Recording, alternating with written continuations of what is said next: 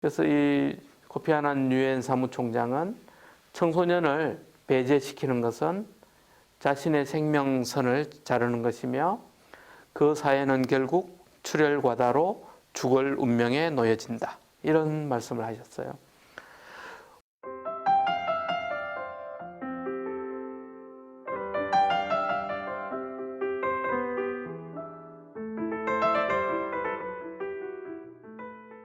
예, 안녕하세요.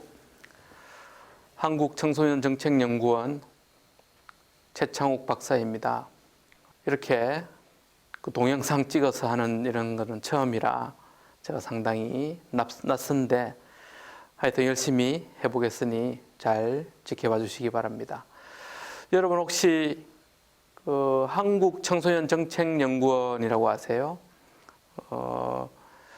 설명 자료를 잠시 보내드릴 거지만 그 한국청소년정책연구원은 그 국책연구기관, 그러니까 국가에서 지원하는 연구기관 중에 경제인문사회 국책연구기관 26개 중에 그 중에 하나입니다. 유명한 곳은 KDI, 농촌경제연구원, 그리고 여러분 나중에 고3 되면 이제 수능 보죠. 그래서 수능 볼 때 수능을 관리하는 한국교육과정평가원, 그리고 우리나라 교육의 전반적인 부분을 연구하는 한국교육개발원, 이런 연구기관들과 똑같이 청소년을 주로 연구하는 그런 국책연구기관이 한국청소년정책연구원입니다. 연구원에 대한 설명은 우리 홈페이지 들어오셔도 되고요. 그 동영상 자료로 다시 자세히 해드리겠습니다. 예, 그러면 제가 다니고 있는 한국청소년정책연구원, 국내 유일의 청소년 전문 정책연구기관이죠. 국가에서 지원하는 기관인데요. 하여튼 이 구체적인 어떤 일을 하고 있는지를 잠시 보시겠습니다.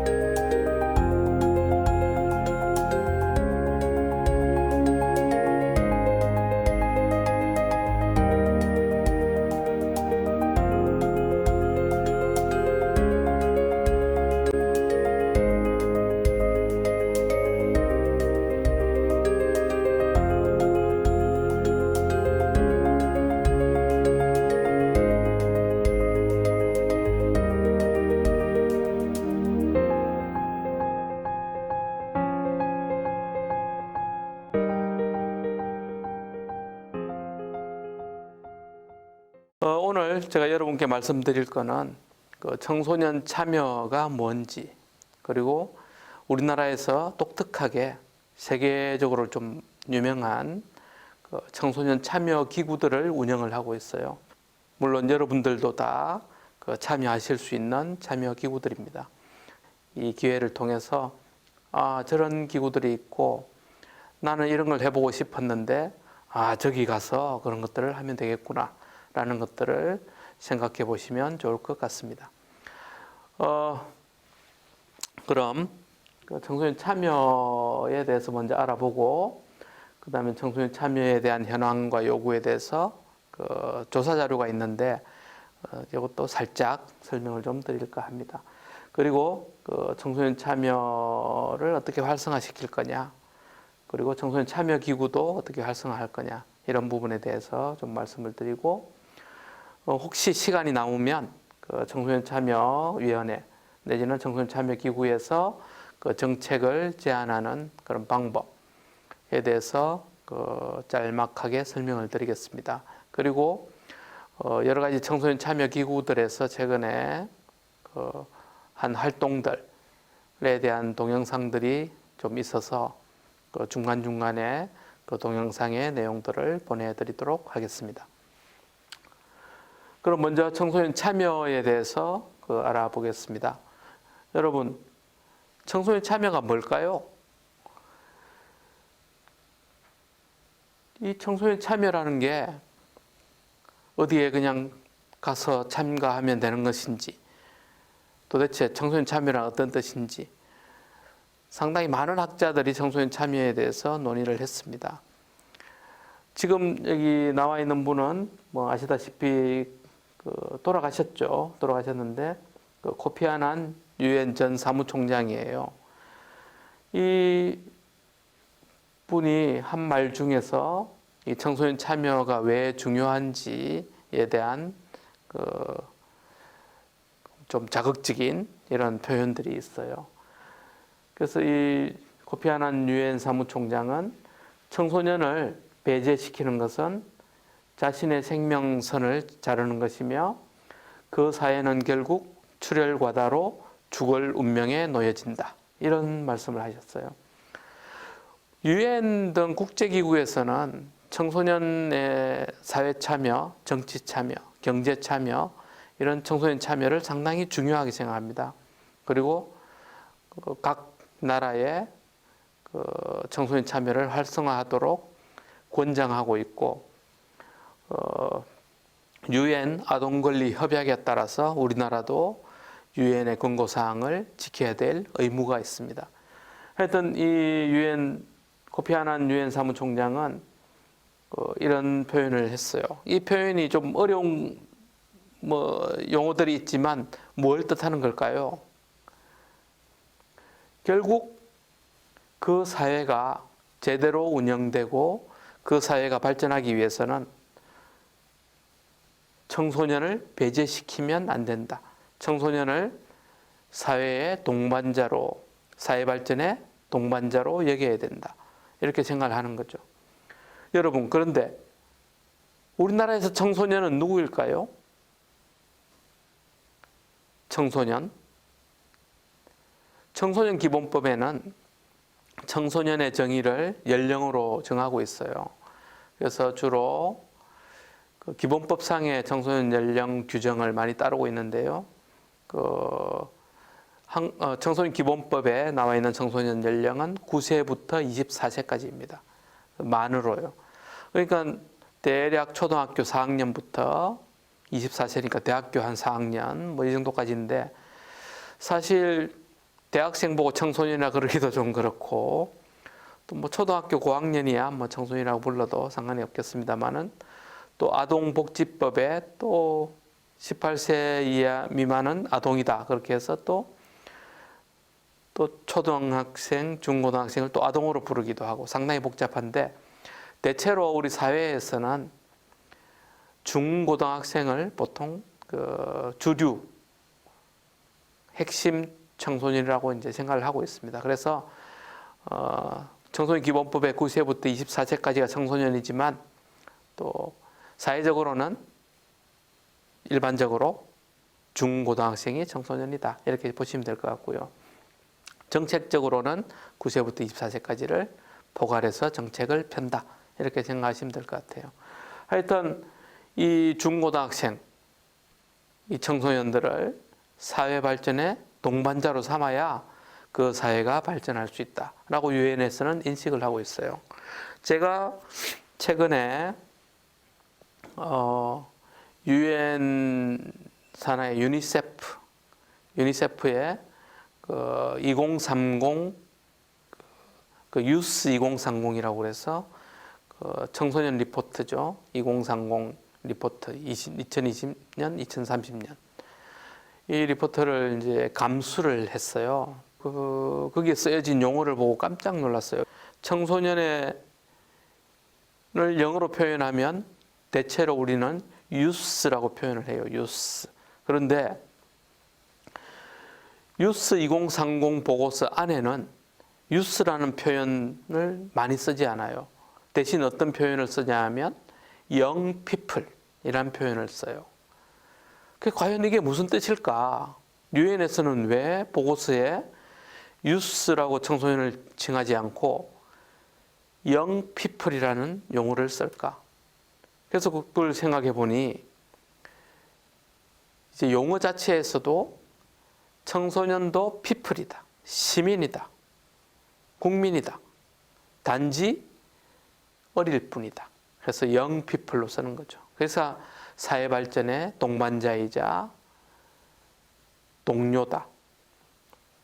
사회 발전을 함께 이끌어가는 시민이다. 이렇게 청소년들을 바라보고 있습니다. 그리고 전국 각지에서도 우리나라에서도 청소년 정책 계획을 세울 때 이제 청소년이라는 표현도 많이 쓰지만 시민 청소년이라는 표현도 많이 써요. 왜냐하면 청소년도 시민이다라는 거죠. 사회 발전의 동반자이다라는 거죠.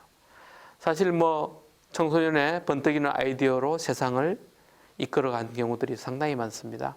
하여튼 이런 부분들을 다 고려하면 이 유엔에서 강조하는 청소년을 배제시키는 것은 그 사회 발전의 생명선을 자르는 거다라는 부분에 대한 부분이 이해가 될 수 있을 것이라고 생각이 듭니다.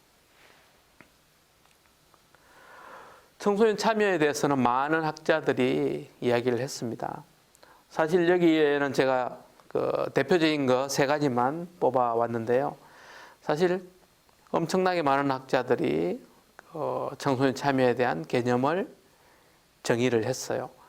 윈트라는 학자는 청소년들이 능동적으로 자신의 생활 환경에 참여하는 기회를 청소년 참여라고 그랬고, 하트, 아마도 청소년 참여 분야의 가장 유명한 학자입니다. HART, 하트라는 학자는 자신의 삶과 또 살고 있는 지역사회에 영향을 주는 의사결정을 공유하는 과정이 청소년 참여다라고 이야기를 했고요.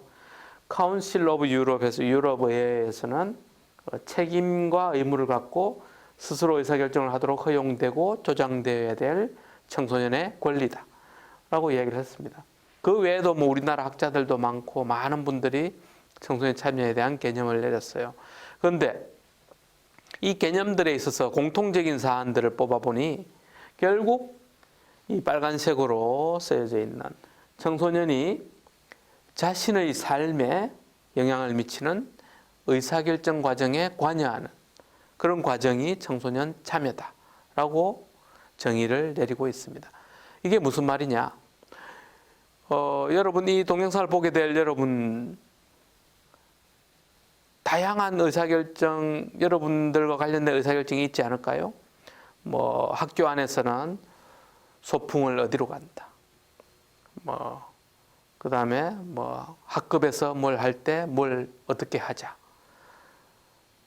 이런 것들. 그 다음에 가정에서는 밥 먹으러 어디를 가냐. 또 여행을 어디로 가느냐. 여러 가지 다양한 의사결정이 있어요. 그런 의사결정 과정에 그런 의사결정은 여러분께 영향을 미칩니까? 안 미칩니까? 당연히 여러분들의 행동을 변화시키거나 여러분들의 개인에게 상당한 영향을 미치는 의사결정들이에요. 그런 의사결정들이 여러분과 상관없는 제3자들이 그런 의사결정을 한다고 생각해 보십시오. 그게 얼마나 억울하고 또 여러분께는 나쁜 일일까요? 자신과 관련된 자신에게 영향을 미치는 그런 의사결정은 당연히 여러분께 물어봐야 됩니다. 여러분들이 그 의사결정 과정에 참여를 해야 됩니다. 그래서 여러분들이 하고 싶은 거, 여러분들이 생각하는 올바른 거에 대해서 당당히 의견을 개진할 수 있어야 됩니다. 그래서 청소년 참여라는 것은 자신의 삶에 영향을 미치는 다양한 의사결정 과정에 여러분들의 의견을 피력하는, 관여하는 과정이다 라고 청소년 참여를 정의할 수 있겠습니다. 그러면 청소년이 참여하면 청소년 참여는 어떤 의의가 있을까요? 당연히 청소년이 참여하면 올바른 결정을 하게 되겠죠. 이 체코웨이라는 학자는 청소년이 참여하면 청소년 개인도 발전하고 또 청소년이 참여한 그 조직도 발전하고 또 지역사회도 사회도 발전한다 라고 이제 이야기를 했고요. 아까 앞에 나왔죠. 그 하트라는 학자는 사회적 능력과 책임감을 개발할 수 있고 또 커뮤니티 디벨롭먼트 똑같이 지역사회를 개발할 수 있고 그 다음에 정치적 자기결의, 정치적인 그런 결단력 이런 것들을 발휘할 수 있다라고 이야기를 하고 있습니다. 그 다음에 유엔의 세계 청소년 보고서에서도 다양하게 청소년을 보호할 수 있고 권리도 신장할 수 있고 이런 것들을 이야기하고 있고요. 또 우리나라의 박세일 교수라는 분은 청소년이 참여하는 것은 정보 효과, 유인 효과, 교육 효과가 있다. 당연히 청소년과 관련된 문제나 청소년과 관련된 그 사안들은 누가 제일 잘 알고 있을까요? 청소년 다 자신들이 제일 잘 알고 있지 않습니까? 그래서 그 문제를 해결하기 위한 그런 요소들도 당연히 청소년들이 제일 많이 알고 있는 거죠. 그래서 청소년 문제를 청소년들이 제일 잘 알고 있기 때문에 청소년들이 참여함으로 해서 정확한 정보를 획득을 할 수 있다는 거고, 그 다음에 청소년이 참여해서 스스로 한 의사결정은 우리 청소년들도 스스로 잘 지켜야 되지 않겠습니까? 그래서 청소년들이 보다 적극적으로 협조할 확률이 상당히 높아지는 거죠. 그래서 유인 효과가 있다.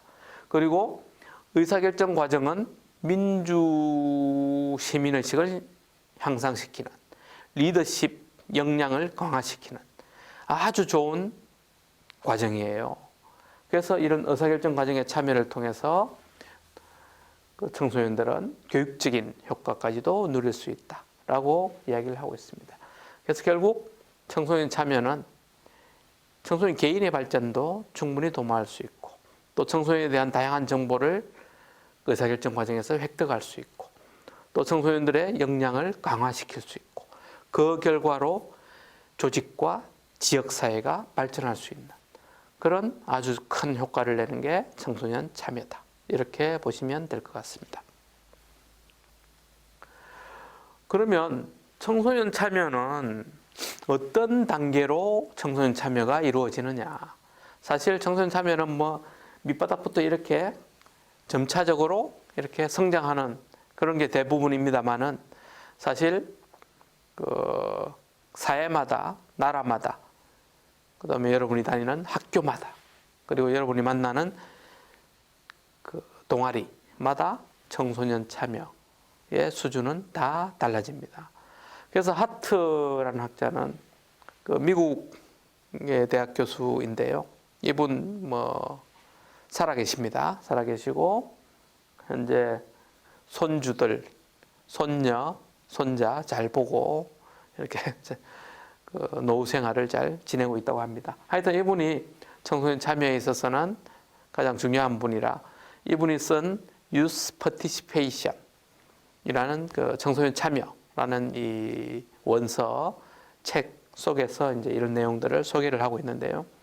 하여튼 청소년 참여 사다리라고 해서 청소년 참여의 단계를 하트는 제안을 했습니다. 사실 하트 외에도 체코웨이 또 8단계의 청소년 참여 단계를 모델을 제시했고 그 호주의 그 청소년 그 회의라는 데죠.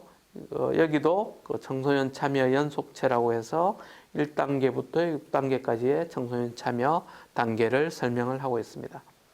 그 다음에 반 린덴이라는 학자와 퍼트만이라는 학자가 같이 그 의사결정 과정에서 청소년 참여가 이렇게 5가지 단계로 이루어진다라고 이제 설명을 하고 있고요.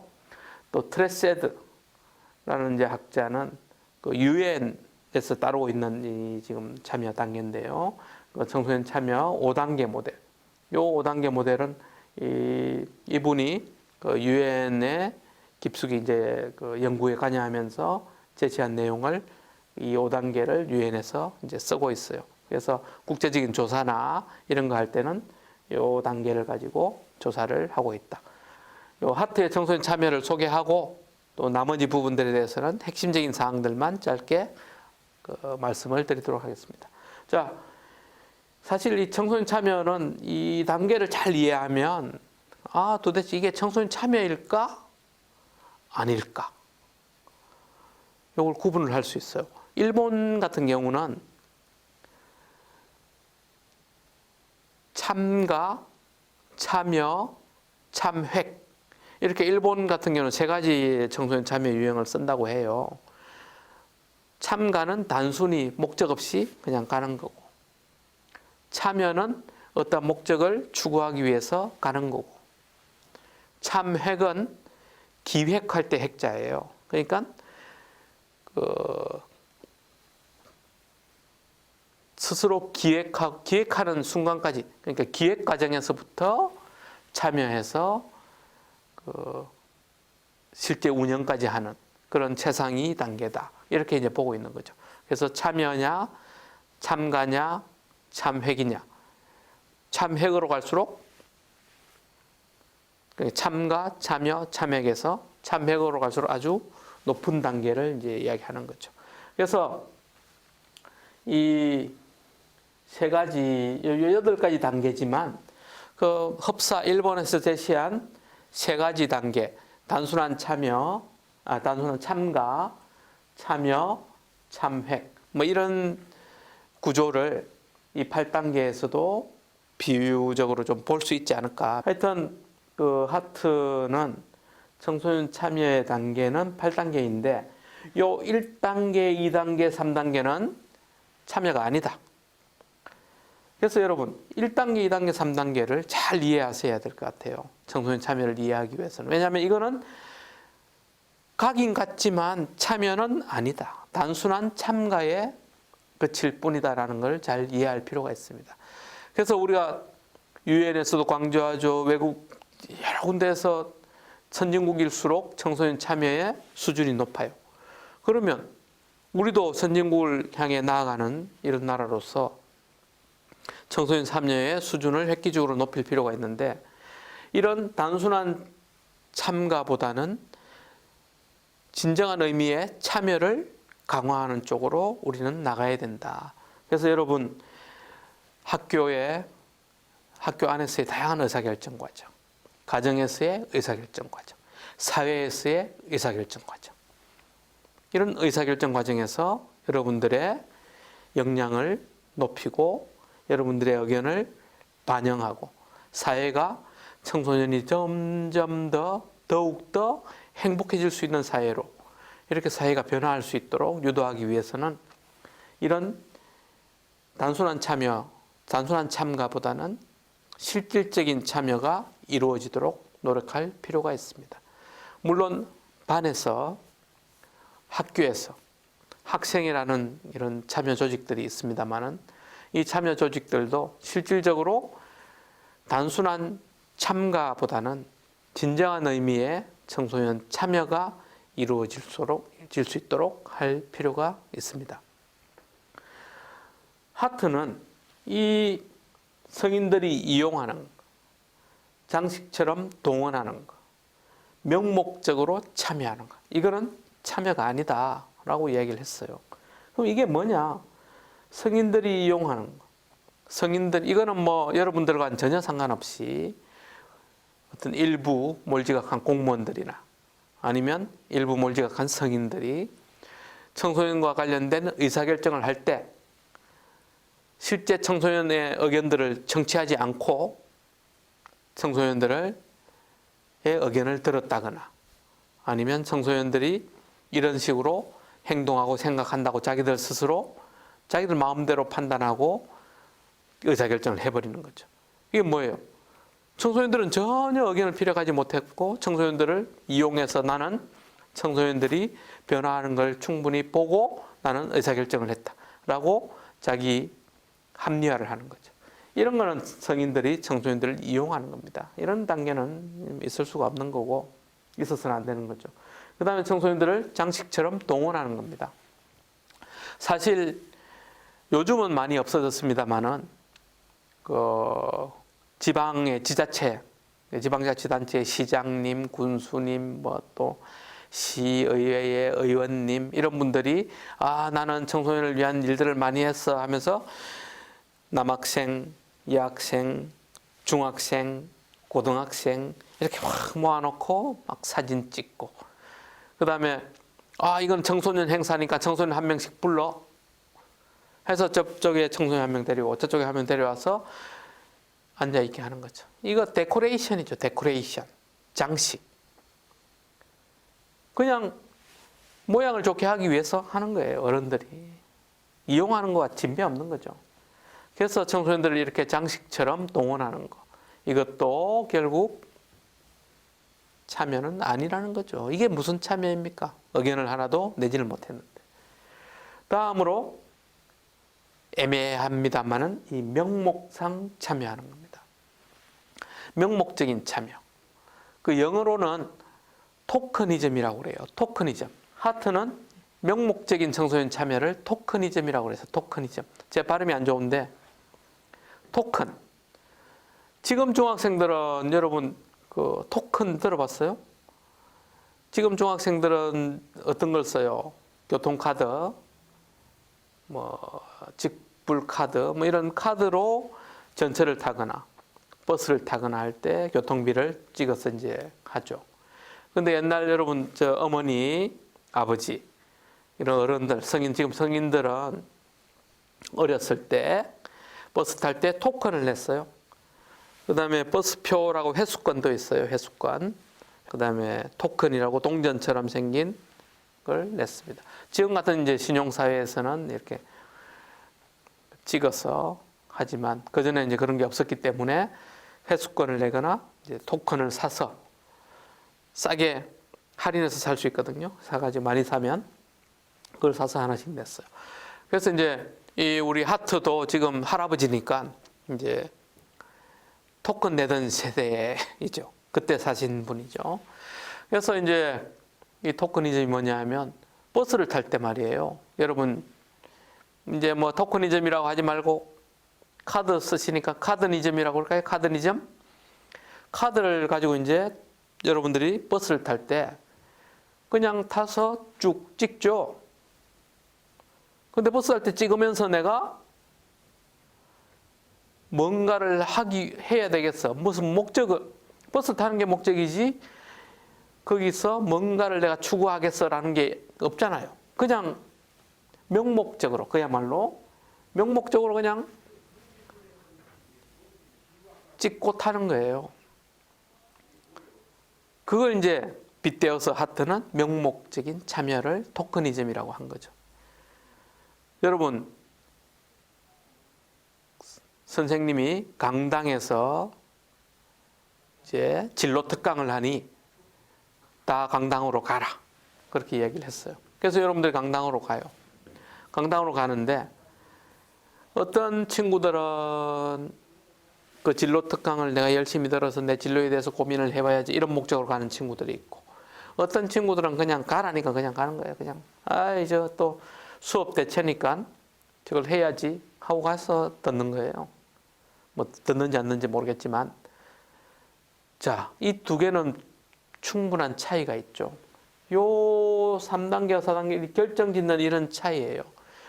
비참여냐 참여냐를 결정짓는 거예요. 목적이 있어야 된다는 거예요. 목적. 명목적인 참여가 아닌. 나는 거기에 가서 뭔가를 하겠다라는 이런 목적이 있는 거죠. 진로교육이면 진로교육에 대한 도움을 얻는 거고. 그 다음에 학과 관련된 교과 관련된 교육이면 교과 관련된 교육, 도움을 얻기 위한 자기 개발을 하기 위한 그런 목적으로 가는 것은 참여예요. 그러나 시간을 때우기 위해서 단순하게 그냥 가는 이런 거는 참여가 아니다는 거죠. 여러분, 참여와 참여가 아닌 것은 개인의 역량 개발에 상당한 차이가 있습니다. 개인의 발전과 그리고 그걸 준비한 여러 성인들, 기획한 분들, 이런 분들의 어떤 노고, 그리고 그런 분들의 목적, 이런 거에 상당한 영향을 미치는 거죠. 그래서 여러분, 이런 성인들이 이용하고 장식처럼 동원하고 명목적으로 참여하는 이런 것들은 청소년 참여가 아니다라는 겁니다.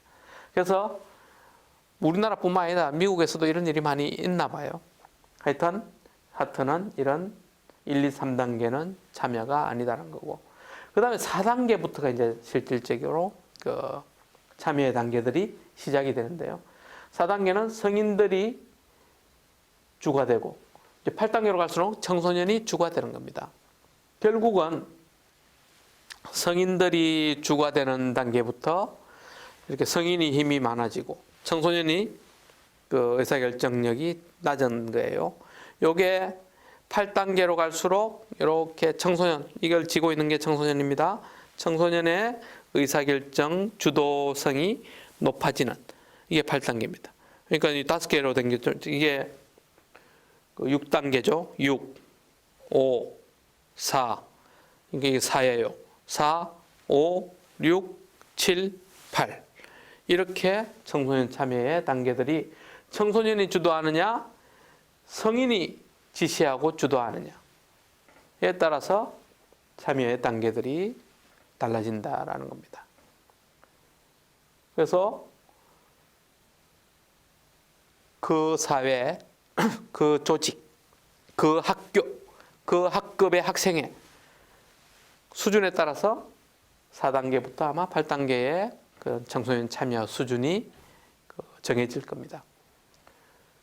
여러분 학생회는, 여러분 학급은, 여러분 학교는 과연 어느 단계일까요? 우리나라의 청소년 참여 기구를 대상으로 제가 2013년에 똑같은 연구를 계속 할 수 없으니 2013년에 이제 조사를 해봤습니다. 그 이후에는 이제 개별적인 조사를 했고, 2013년에 전국에 그 만 명의 학생들을 여러분 뭐 리서치 회사들 잘 아시죠? 한국 리서치를 동원해서 갤럽 뭐 이런 유명한 회사들 통해서 조사를 했어요. 해보니까 우리나라 전반적인 청소년 참여 수준은 5단계 정도인 것 같아요. 그런데 유럽이나 이제 미국이나 뭐 이런 좀 선진국들은 7, 8단계로 가는 것 같아요. 그런데 하여튼 우리나라도 많이 이제 올라간 거고, 아프리카 뭐 이런 뭐 저개발국, 후진국 이런 쪽은 이제 낮은 단계의 청소년 참여 양태를 보이고 있습니다. 확실한 거는 선진국으로 갈수록 청소년의 역량을 발휘할 수 있는 기회를 사회에서 더 많이 제공한다. 청소년의 의견을 더 많이 수용한다. 이런 것들을 아실 수 있을 것입니다. 넘어가기 전에 마지막으로 그 8단계가 되면 좋죠. 뭐 가장 높은 수준의 청소년 참여 단계입니다만은, 근데 여러분 이 참여 단계가 뭐 1, 2, 3단계는 거의 뭐 진짜 청소년들이 아무런 역량이 없고 아무것도 못할 때는 성인들이 이끌어 갈 수는 있겠죠. 그렇지만 청소년 진정한 참여는 4단계부터이고, 또 이 참여 단계는 높을수록 좋지만 그 사회에 가장 적합한, 그 조직에 가장 어울리는 단계를 선정을 해야, 그 단계가 적용이 되어야 효과를 크게 발휘할 수 있다는 거예요. 우리나라 사회의 수준은 여러분 어느 정도입니까? 여러분들이 주도로 다 기획해서 다 할 수 있는 그런 사회 전반적인 이런 여건이 형성되어 있을까요? 제가 그래도 감히 말씀드리면 청소년 참여에 우리나라에서 그래도 몇 손가락 안에 드는 제가 연구자이고 박사인데, 제가 이런저런 연구들을 아무리 해봐도 그렇지 않아요. 아직은 아쉽게 지금 이제 발전하는 그런 과정에 있는 거죠. 그래서 우리나라를 바로 너희들이 청소년 여러분들이 사회발전 동반자니까 여러분들이 기획해서 여러분들이 알아서 다 그냥 주도해서 하세요 하면 벙찝니다. 잘 안 돼요. 아직은 그런 수준이 안 되기 때문에 우리가 전반적으로 물론 몇몇 앞서 나가는 우리 청소년들이 있어요. 그렇지만 대체로는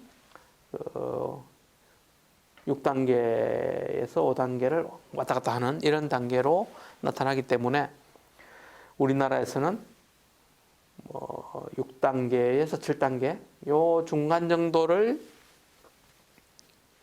그죠? 요 중간 정도의 수준에서 그 의사결정을 참여 수준을 정해서 적용을 하면 그러니까 성인들이 충분한 정보도 제공하고 안내를 해주고 청소년들이 그 어느 정도 주도성을 가지고 그 역할을 해서 뭐 거의 뭐 비슷하게 같이 하는 단계 이런 평등한 이런 단계가 우리나라에 적절한 것 같고요.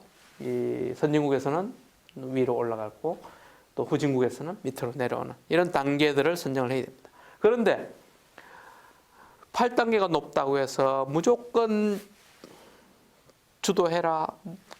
여러분들 기획해서 다 하셔야 돼요. 뭐 이런 식으로 한다는 것은 사실 일에 진척도 없을 뿐더러 청소년들이 쉽게 좌절하고 떨어져 나가게 될 확률이 상당히 높습니다. 그래서 하트는 분명하게 이야기했습니다.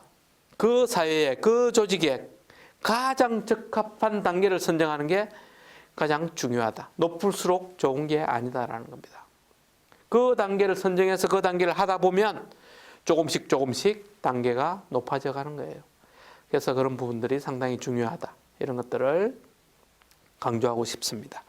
예, 다음으로 체코웨이도 이런 8단계로 했습니다. 그래서 하트는 비참여 단계가 이제 3단계였는데 뭐 이런 조작하고 뭐 치료하고 이런 단계들 이런 단계들이 비참여 단계인데 체코웨이는 1, 2단계가 비참여, 3, 4, 5단계가 명목적인 참여, 그 다음에 청소년의 권력 단계. 뭐 권력이라면 이제 권한을 청소년들에게 이양해 준다는 거죠.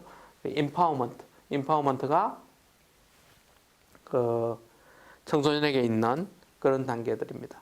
그래서 그 체코웨이의 8단계나 하트의 8단계는 비슷한 양상을 보이지만 그 비참여 단계는 체코웨이는 1, 2단계이고 하트는 1, 2, 3단계로 이렇게 제한을 하는 건데 그 기본적인 골자는 상당히 비슷하다. 이렇게 보시면 될 것 같고요. 그 다음에 오스트리아의 그 호주의 유스 파운데이션의 이런 6단계도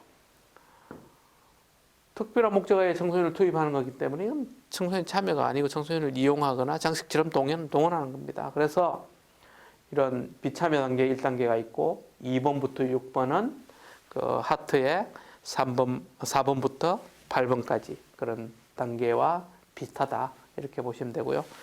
이런 단계를 잘 이해하시면 2단계가 요거다 보시면 됩니다. 3, 4, 5, 6 이렇게 단계를 제시를 해놨다는 거고요. 그 다음에 유스 리더십이라는 책을 쓴 반 린덴 그리고 퍼트만 이 두 학자는 의사결정 과정의 청소년 참여 모델을 5단계로 했는데 이렇게 하는 거죠. 청소년들이 의사결정 영역을 제시하지 못한 것부터 청소년과 성인이 의사결정에 대한 합의점에 도달하는 이런 과정으로 청소년 참여 모델이 5단계로 적용될 수 있다. 이거는 의사결정 과정의 청소년 참여 모델을 이야기하는 거죠. 그 다음에 유엔에서는 성인들이 지시하고 정보를 제공하는 단계부터 청소년들이 발의하고 지시하는 이 권한이 청소년의 권한이 5단계 이렇게 5단계를 제시를 하고 있습니다. 그래서 그러니까 하트에 요 앞에 1, 2, 3단계가 더 있다고 보면 되는 거죠.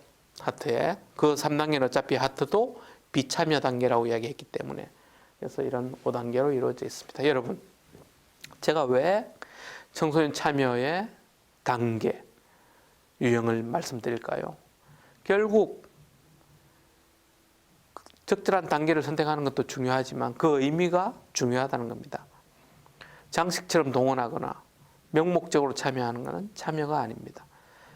진정하게 여러분들이 원하는 것을 추구하고 여러분들의 의견을 전달해서 청소년들이 더욱더 행복하고 살기 좋은 그런 우리나라를 만들기 위해서는 여러분들이 적극적으로 참여해서 의견을 제안을 해야 됩니다. 그래서 외국에서는 전체적으로 청소년들이 보호해야 될 존재, 피동적인, 수동적인 존재, 뭔가 어른들이 청소년들한테 줘야 될 대상, 이런 데서 벗어나고 있습니다. 이제는 청소년들은 권리를 가지고 인권을 가지고 있는 당연한 존재들이고 청소년들은 참여를 통해서 자신들의 권한을 행사할 수 있기를 바라는 쪽으로 변화하고 있다는 겁니다. UN 아까 계속 말씀드렸죠. Young people, 이제 유스라고 한정 짓지 않습니다. 너희들은 유스야, 청소년이야, 이렇게 만들지 않아요. 너희들은 시민이야, 똑같은 시민이야. 그런데 단지 어릴 뿐이야. Young people, 이런 개념으로 가고 있는 겁니다. 그다음 유엔은 여러분 중요한 유엔 아동 권리 협약이 있지 않습니까? 생존권, 보호권, 발달권, 참여권. 이렇게 생존할 수 있고 보호받을 수 있고 자기를 성장시킬 수 있고 또 참여할 수 있는 그런 권리들을 유엔 아동 권리 협약에서 보장을 하고 있었고 우리도 유엔 아동 권리 협약에 당당히 서명한 나라이죠. 그래서 5년마다 우리나라의 아동 권리 현황, 18세 미만을 이제 아동이라고 그랬죠. 아동의 권리 현황을 유엔에 보고를 해야 되고 유엔에서는 우리나라에게 이걸 지켜라라고 권고를 하는 거죠. 하여튼 그런 일들이 이제 일어나고 있고요. 또 EU를 비롯해서 유럽 쪽은 EU가 유럽에 전쟁이 우리나라도 전쟁이 많은 나라이지만 유럽들도 보시면 전쟁을 많이 했죠, 역사적으로. 이런 나라를 EU라는 걸로 통합을 했어요. 그래서 통합하니까 우리는 하나다라는 이런 거에 있어서 청소년들이 중요한 요소가 된 거예요. 왜냐하면 어른들은 이미 옛날의 기억들을 가지고 서로 이 의견을 좁히기가 상당히 힘들었는데 우리 청소년들은 자라나면서 하나의 유럽 이런 느낌들을 서로들 가지면서 그렇게 성장하면 이제 몇십 년 후는 유럽이 진정한 하나의 유럽 공동체가 될 거다라는 이제 믿음으로 청소년에 대한 그런 강조, 청소년들의 참여를 확대시키는 노력 이런 것들 많이 하고요. 여러분 유럽에 이제 중요한 게 유스 카드라는 게 있어요. 우리는 이제 청소년증 이런 걸 하고 있어서 유럽은 이미 유스 카드를 통해서 다양한 다른 나라와의 교류 이런 걸 확대하기 위해서 문화생활 할인, 그다음에 교통 할인, 그러니까 이웃 나라를 싸게 이렇게 넘나들 수 있게, 그다음에 국제 교류 이런 것들도 많이 할 수 있게 이렇게 하고 있는 겁니다. 그래서 유럽도 청소년 참여 확대하기 위한 노력들을 많이 하고 있고요. 그다음에 유럽의 각 나라들은 청소년위원회라는 걸 둬서 청소년들로 이루어진 청소년위원회에서 청소년들의 많은 정책들을 제안하고 그걸 반영시키고 있습니다. 그다음에 미국 등 다른 선진국들도 이제 청소년들을 문제가 있는 사람으로 보지 않고 청소년들을 무한한 가능성이 있는 사회 발전의 동반자로 보는 시각으로 정책 방향을 전환했어요. 그래서 부정적인 청소년, 그러니까 네거티브 전략에서 긍정적인 청소년 개발, 파지티브 유스 디벨롭먼트라는 긍정적 청소년 개발. 이게 무슨 의미냐면 청소년들을 사회 발전의 동반자로 보고 청소년들의 역량을 강화하면 당연히 청소년들의 문제나 이런 거는 줄어든다는 이런 시각으로 미국은 청소년 정책을 대전환을 했어요. 하여튼 이런 선진국들, 외국들의 이런 동향들을 보면 이렇게 청소년들의 참여를 강조하고 청소년들 사회 발전의 동반자로 명확히 인식하는 방향으로 세상이 변해가고 있다. 그리고 강조하고 있다. 이것들을 알 수가 있습니다. 1924년 제네바 선언을 비롯해서 그 리스본 선언까지 이걸 비롯해서 뭐 엄청나게 많은 그 세계적인 청소년 관련된 조약이나 협약이나 또 회의 이런 것들이 있어요. 그래서 이런 것들을 통해서 국제사회에서는 청소년 참여들을 지속적으로 강조하고 있고 우리도 세계의 일원으로서 유엔의 당사자, 당사국으로서 그 유엔의 결정 사항을 따라야 될 의무가 있습니다. 그래서 이런 것들을 의무를 지키냐 안 지키냐도 우리 청소년들께서 모니터링을 통해서 충분히 잘하고 있는지를 검증을 하고 평가를 할 필요가 있습니다. 청소년의 시각이 청소년 관련 정책에 있어서는 가장 중요하기 때문이죠.